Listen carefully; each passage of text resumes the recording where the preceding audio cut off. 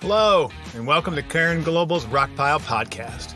You know, if you've ever struggled with your calling, I encourage you to join Oma and Lewis, that's me, two weathered, unlikely characters, for sure, who walk out their journey in real time, from business, family, ups and downs, out into the technology space, and outreach. It'll be interesting, and we hope it'll be fun. Well, we'll try. Buckle up. Let the games begin. Welcome to episode 3. Yeah, welcome.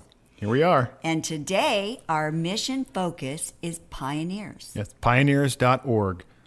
A lot of the mission organizations, some of them have been around for quite a while. And Pioneers has been around because I remember them when I was in seminary. They'd come and visit and set up a table and talk about what they do. So they have what? Short-term missions, long-term? Both.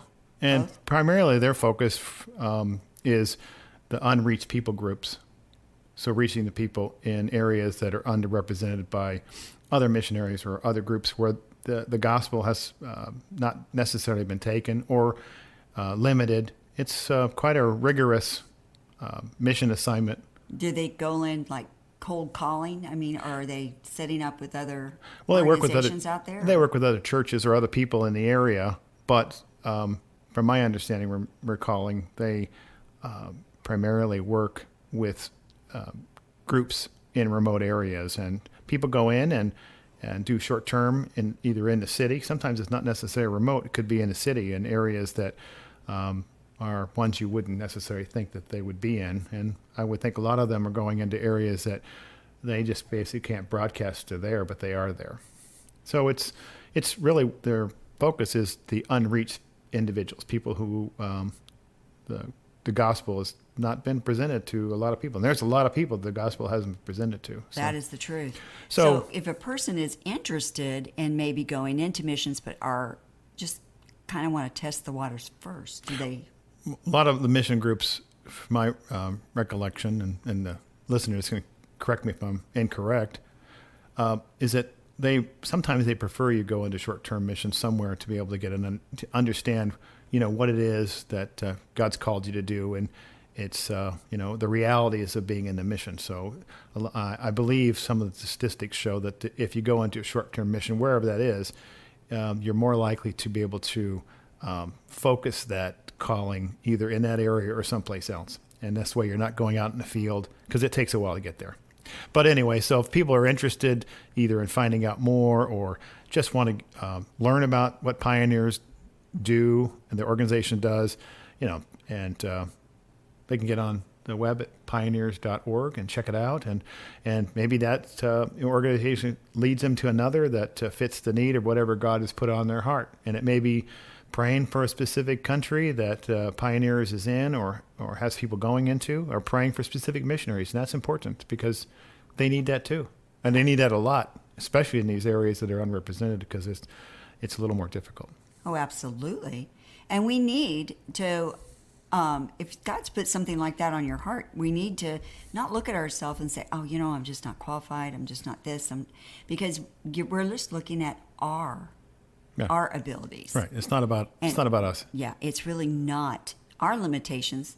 Yeah. It's not our limitations. It's not God's limit. We're not limiting God. Yeah, because God is not limited by us. Right. We're not, Yeah. So, if you're interested in organizations such as this with Unreached Peoples Group, pioneers.org has been around a long time, and they're well established and got quite a network and quite a good reputation. That's right. I think of Ruth. She was a Moabite, and coming from where she was at, she was a pagan society, and she had no salvation.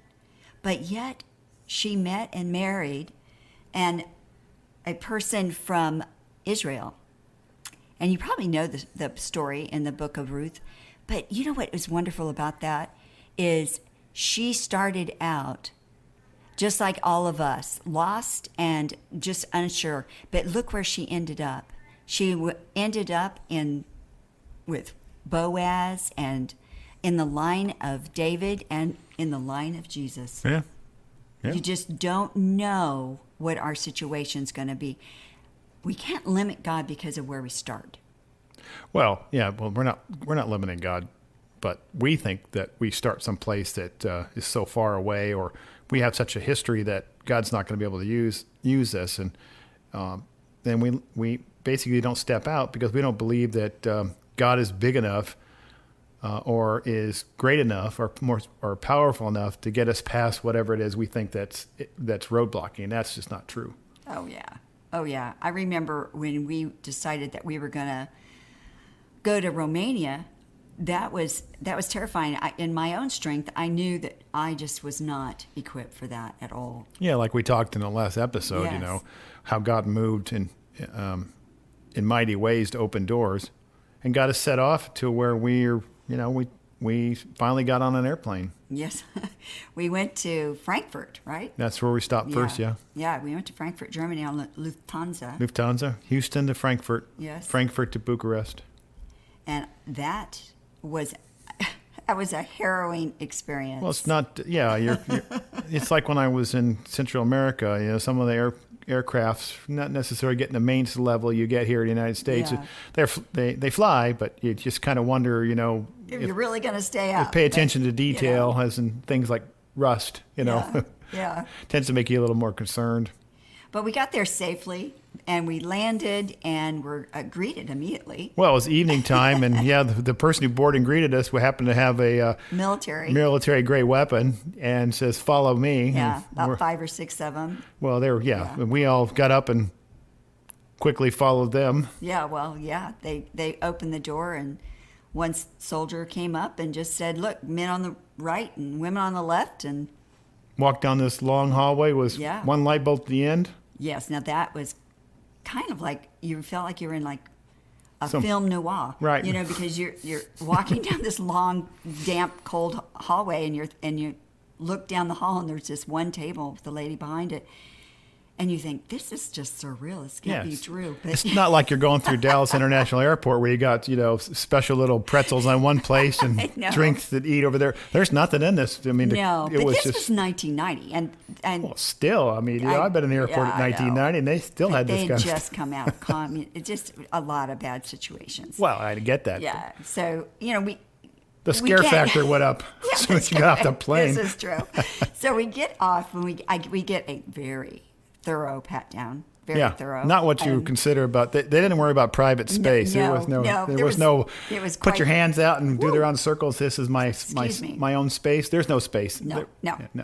So then we walk into a nice big room, and that was also very, very dim. Yeah. Very dim. Like just very few. A couple booths lights. with some. What do they call those? Immigration officials. Yes, couple of those, and the suitcases everywhere. And we're just supposed to collect the ones that are ours and put them on a conveyor belt. And then just stand there.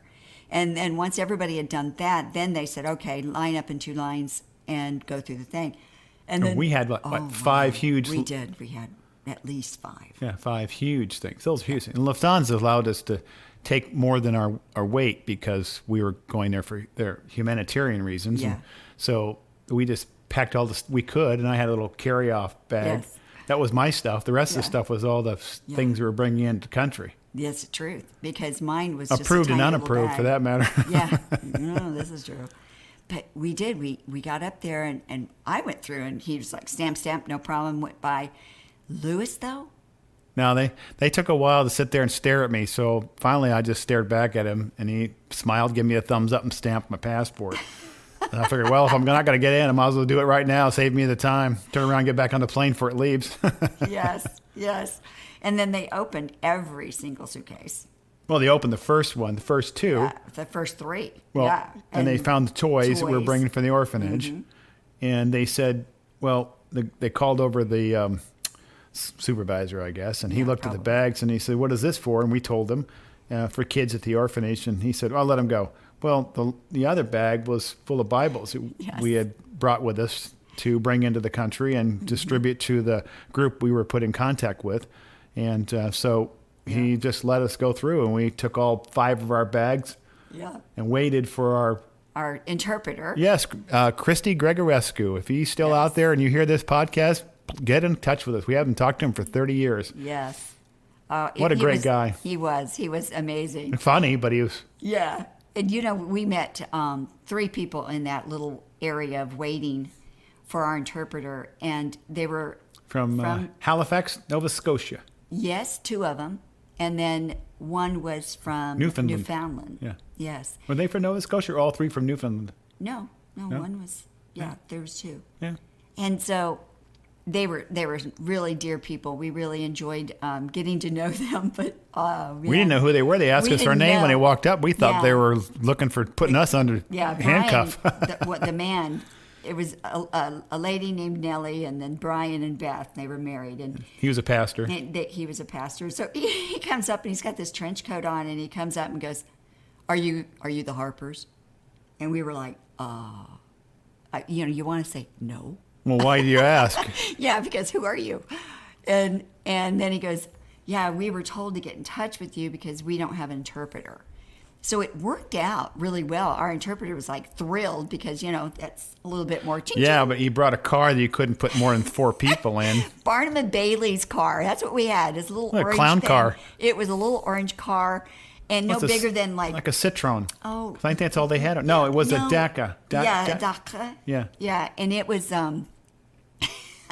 we had Or the Dacia. luggage. It had luggage in the trunk, and it was piled up. The trunk couldn't even close, and the ropes are all tied all around it. And yeah, you think there's we're going on a suitcases- safari. Yeah, there's suitcases on the top of it. There's even a suitcase on the hood of the We're truck sitting on each car. other's laps. We're sitting all in each other's laps. And he's telling us, it's okay, it's okay. It's okay, it's okay, yeah. It was so funny. Well, he had an orange car because Yeah, bright orange. you don't There get was a a lot of choices bright of cars oranges. No. colors. You take whatever they give It was you. so funny. But here we are, tootling down the road, going in and out of traffic like crazy to get wherever we were in going. Bucharest, yeah. Yeah, in Bucharest. And we didn't... We had no idea. It was dark. We didn't know where we were going. He could Yeah. be taking us to some field for all we knew. We didn't know. But we had a very nice place. He really his blessed us. mother-in-law's place. Mother-in-law's place. Very beautiful. Nice little place. And Well, actually, it was pretty decent Yeah, it was considering extremely one of my expectations. Well, when we traveled around, it was better than it was what- extremely nice. It was nice. Yeah. And it was in Well, the not like city. a bed and breakfast type of thing you see over here at B&B, but it was better than sleeping on the wasn't street. Very often. It was yeah. food. No. In fact, if Nellie hadn't brought a suitcase of granola bars, I would have starved. Yeah, I would have been hungry. I would have, yeah. Yeah, we would have been hungry. Yeah, But we, 'cause, I lost a good 15 pounds. But Well- it's not that I didn't need it. Right. Yeah, right.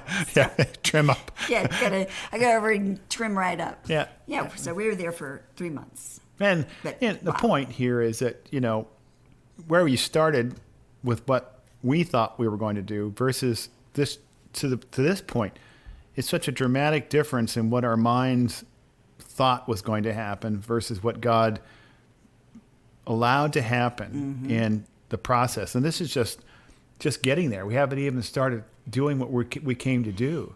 And just seeing God work and protect us and open doors and Yes. just watching it and remembering it. And those are the types of things, like it doesn't matter where you're coming from. It doesn't matter where you started. It's watching God work despite what you think. Yeah, and despite your mess ups. Yeah, whatever zigzag like Yeah. we talked about last time, whatever it is, despite whatever that is watching God open those doors and close others, like we talked about the other Yes. day. Many of the children that we tried to adopt was closed. Right? Yeah. So, but God had that special one. Yeah. Well, the thing is, it's we all start something, and Yes. just meeting the people from Canada. Oh, yeah. That was a miracle really because wonderful. how do we know they didn't know what plane we were on? They could be sitting there all by themselves, but For God days. God That's put us the together, example. and there's other things that happened with us and them that the reason God brought us together is because we needed each other. There was Yes. other events that occurred Goodness, we that did. allowed us to get what we came there for. Yes. We were able to share the interpreters and all that. And that really saved so much. So when we're thinking about people, or you're thinking about people, you say, well, that's different. You guys are different. No, we're the same. And, you look back in the Bible, you can think of people like Paul, Peter, think about Joseph, think about Moses, think about Gideon, Deborah, Esther, Ruth. Pick a person in the Bible and say, did they end up where they started? Or did God work in their lives and see how, like you had mentioned, Oma, look what happened with Ruth Yes. and what the promise was fulfilled through. Look at Rahab. Look at when the spies came. Yeah. Look where she was at. What kind of a zigzag life she had. Look, we talked about the other day, the woman at the well. Think about all the disciples. Think about... We aren't stuck where we start. No. God's got a plan. That's right. And like we talked before, and we'll close, at least for the timing, keep remembering you got to fine tune, and that's done through prayer and His Word. Reading His Word, getting wise counsel, paying attention. Take those baby steps forward. And remembering what God has done in your life. Till next time. Till next time. Well, that's a wrap. Thanks for joining and sticking with us today. Please subscribe to Cairn's Rockpile podcast. We're on most podcast sites, Spotify, Podbean, Apple, Google, Samsung. Also, our website and spotlighted organization are in the podcast description. Please share it with your friends, family, or anyone you know. Join us next week. Until then, stand firm, be the light, and most importantly, pray. Blessings.